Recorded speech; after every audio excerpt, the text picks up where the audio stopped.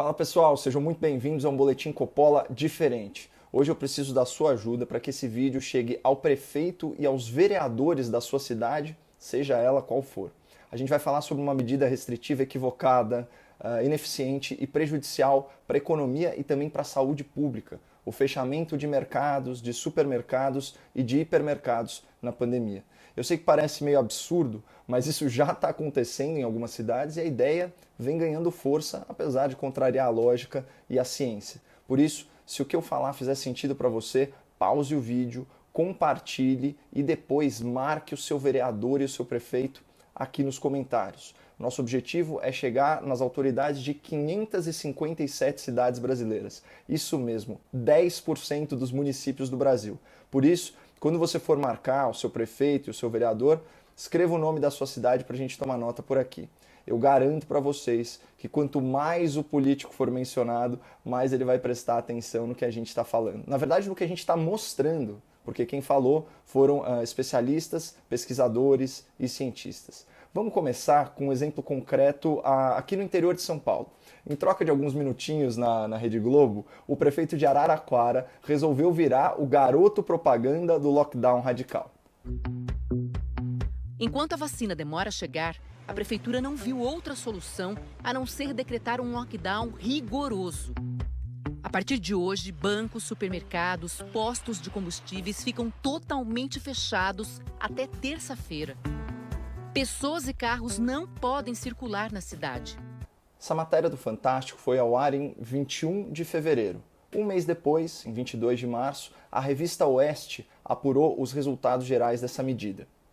Covid-19. Após um mês de lockdown, aumenta o número de pacientes internados em leitos de UTI em Araraquara. Mortes diárias crescem após a implantação da medida.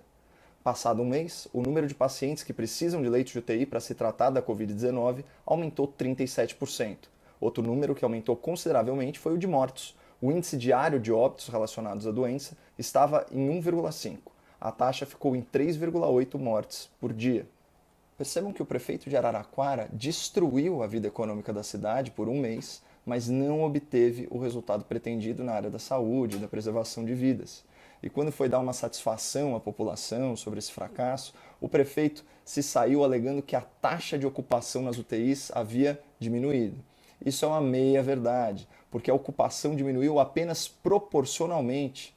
Na real, o número de pacientes graves aumentou, só que o número de leitos aumentou ainda mais, o que até é uma medida bem-vinda. Mas esse malabarismo estatístico faz jus à biografia do prefeito de Araraquara. O senhor Edinho Silva é ex-ministro e ex-tesoureiro do Partido dos Trabalhadores. E nessa pandemia se viu envolvido em uma polêmica sobre a obtenção de respiradores. Uma polêmica que, é claro, está sendo devidamente investigada pelo Ministério Público. Mas voltando a falar sobre restrições à circulação de pessoas, é preciso que uma coisa fique bem clara, pessoal. Esse não é um vídeo contrário a toda e qualquer medida de isolamento social. O objetivo desse vídeo é demonstrar de forma prática, de forma técnica, que radicalizar o lockdown não garante resultados melhores para a saúde pública. E o que seria radicalizar? Por exemplo, fechar mercados e supermercados, que é o tema principal desse vídeo. Vamos começar pelo desastre sanitário promovido na cidade de São José do Rio Preto, no interior de São Paulo. Essa cidade é governada por outro Edinho, vejam só. O prefeito Edinho Araújo, do MDB, também resolveu brincar de herói da pandemia e decretou um lockdown rigoroso com fechamento dos mini-mercados, supermercados, padarias, confeitarias, açougues, peixarias, hortifruti granjeiros e locais de venda de gás e água.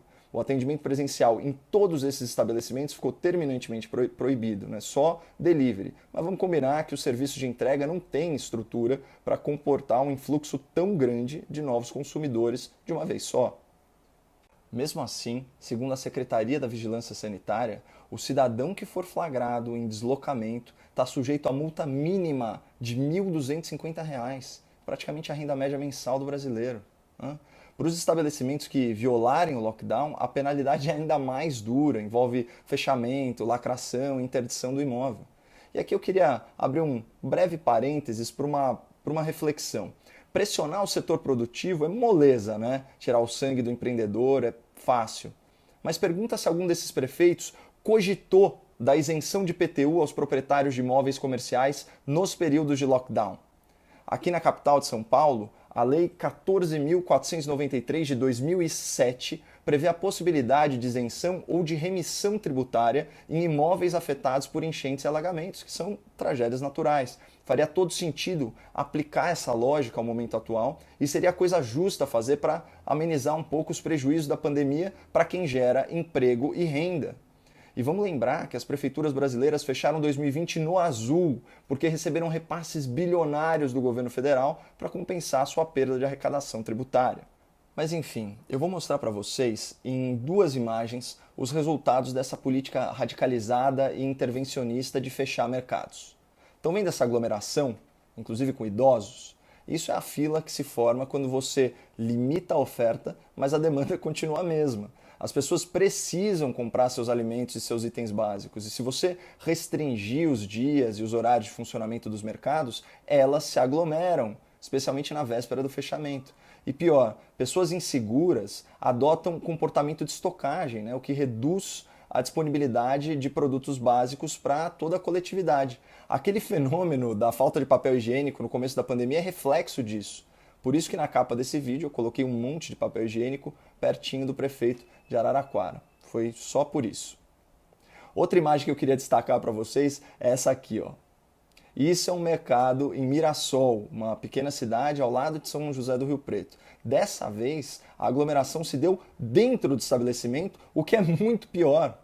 Como a gente já falou, a demanda por alimentos não diminui. Então, os habitantes da cidade em lockdown recorrem aos mercados dos municípios vizinhos. Isso aumenta a circulação de pessoas e potencialmente acelera a contaminação pelo vírus, com risco até de saturar o sistema de saúde nas cidades menores.